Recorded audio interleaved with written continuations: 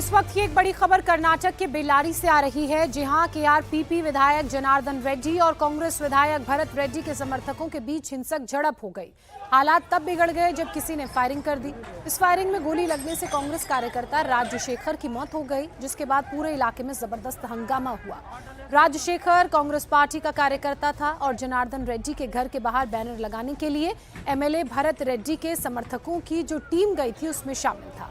बताया जा रहा है कि महर्षि वाल्मीकि की प्रतिमा की स्थापना कार्यक्रम को लेकर स्थानीय विधायक भरत रेड्डी के समर्थकों ने पूरे शहर भर में बैनर लगवाए। जब भरत रेड्डी के समर्थक जनार्दन रेड्डी के समर्थकों के घर के बाहर बैनर लगा रहे थे तो जनार्दन रेड्डी के समर्थक इसका विरोध करने लगे, जिसके बाद दोनों विधायकों के समर्थक आमने सामने आ गए। लाठी डंडों से दूसरों पर हमला किया गया, ईंट पत्थर और कांच तक की बोतलें फेंकी गई। तस्वीरें आप देख ही रहे हैं, ताबड़तोड़ फायरिंग हो रही है, अफरा तफरी का माहौल है, लोग जान बचाने के लिए इधर उधर भाग रहे हैं, गोली की आवाज भी सुनाई दे रही है। यहां से गुजर रहे एक ऑटो सवार ड्राइवर को भी इस भीड़ ने नहीं छोड़ा, उसकी भी जमकर पिटाई कर दी। इस दौरान लोगों ने पुलिस पर पत्थरबाजी की, बोतल से हमला किया, जिसके बाद भगदड़ मच गई।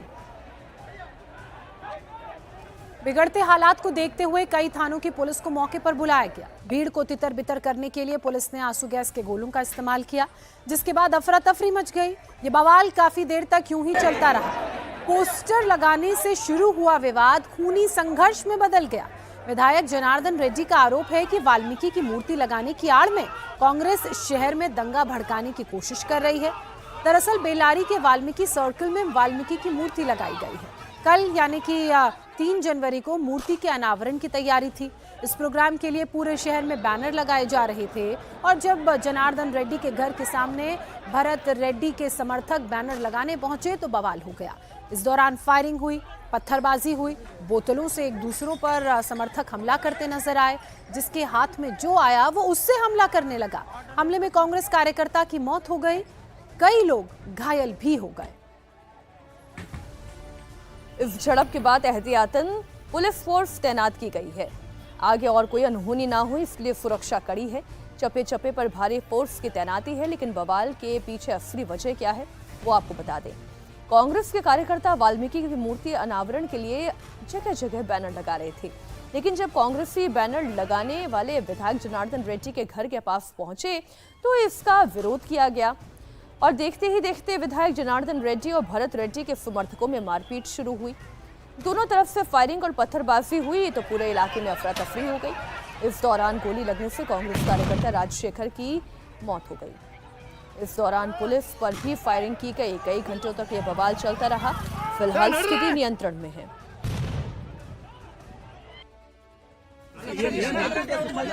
ಲ್ಯಾಂಡ್ ಆರ್ಡರ್ ಬಗ್ಗೆ ಹೇಳಿ ಮೇಡಮ್. ಲ್ಯಾಂಡ್ ಆರ್ಡರ್ ಏನಾಗಿದೆ? ಜನಾರ್ದನ್ ರೆಡ್ಡಿ ಅವರು ಬಂಧನ ಮಾಡಿಸಿದ್ದಾರೆ, ಪ್ರಕರಣ ದಾಖಲಾಗಿದೆ. ಇಲ್ಲ. कर्नाटक के बेल्लारी में हुए बवाल के बाद पुलिस ने बड़ी कार्रवाई की है। विधायक जनार्दन रेड्डी समेत 11 लोगों के खिलाफ एफआईआर दर्ज की गई है। कांग्रेस विधायक भरत रेड्डी के धरने में बैठने के बाद पुलिस ने 11 लोगों पर मुकदमा दर्ज किया। कांग्रेस विधायक भरत रेड्डी का आरोप है कि केआरपीपी विधायक जनार्दन रेड्डी ने जानबूझकर उनके कार्यकर्ताओं पर हमला करवाया। वहीं हिंसा के बाद बेल्लारी में भारी पुलिस बल की भी तैनाती कर दी गई है। संवाददाता टी राघवन हमारे साथ जुड़ गए इस खबर पर। हंगामा हुए तो अब अच्छा समय बीत चुका है, फिलहाल इस इलाके में माहौल क्या है?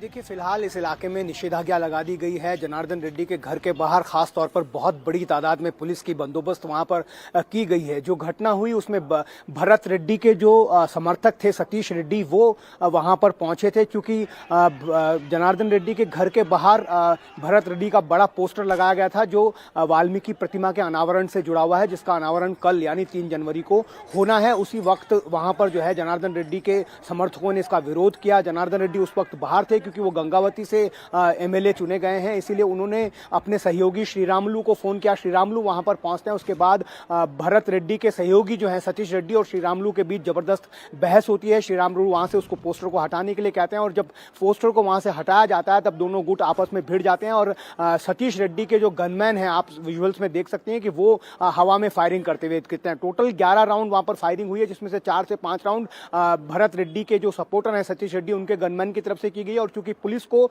उस जगह को कंट्रोल में लेना था, इसलिए पुलिस ने भी फायरिंग की। अब ये जो गोली लगी है राजशेखर को, वो पुलिस की गोली लगी है या फिर किसी पॉलिटिशियन के गनमैन की गोली लगी है, ये पोस्टमार्टम की रिपोर्ट के बाद पता चलेगा। लेकिन फिलहाल हालात को पूरी तरह से काबू में कर रखा है और बहुत ज्यादा तादाद में वहां पर सुरक्षा के इंतजाम किए गए हैं। बिल्कुल, और वो तस्वीरें हमें दिख भी रही हैं। दोबारा टी राघवन, किसी तरह की कोई अप्रिय घटना ना घटे, दोबारा ये दोनों नेताओं के समर्थक आपस में ना भिड़े, इसके लिहाज से किस तरह के पुलिस ने इंतजाम किए हैं? किन किन धाराओं के तहत उस पूरे इलाके में भीड़ की मौजूदगी को रिस्ट्रिक्ट किया गया है? जी देखिए, पूरे इलाके में निषेधाज्ञा लगाने के साथ साथ एक कांग्रेस समर्थक की शिकायत पर जनार्दन रेड्डी और उनके 12 सहयोगियों के खिलाफ एफआईआर भी दर्ज की गई है। भरत रेड्डी का आरोप है कि जनार्दन रेड्डी के लोगों ने उसके समर्थक की जो है वो हत्या करवाई है। वहीं जनार्दन रेड्डी ये कह रहे हैं कि जब वो गंगावती से वापस लौट रहे थे, उनके घर के बाहर जब वो पहुंचे तब ये फायरिंग हुई, तो उनका कहीं ना कहीं ये कहना है कि निशाने पर वो भी थे। ये जांच का विषय है कि इसमें गलती किसकी है, किसकी फायरिंग से राजशेखर की मौत हुई है। लेकिन ये आपको जानना जरूरी होगा कि बल्लारी जो जगह है वो पूरा माइनिंग एरिया है। वहां पर एक समय में जनार्दन रेड्डी का एक छत्र राज होता था। उसके बाद बीजेपी से अलग होने के बाद उन्होंने अपनी पार्टी बनाई, दोबारा बीजेपी में शामिल हुए, लेकिन अब कांग्रेस ने वहां पर जीत दर्ज की है, जिसके बाद दोनों ही नेताओं के बीच में ये टसल लगातार देखी। और ये वर्चस्व की लड़ाई जाहिर सी बात है किस तरह से हिंसक रूप अख्तियार कर चुकी थी, वो हमने कल तस्वीरों के माध्यम से देखा।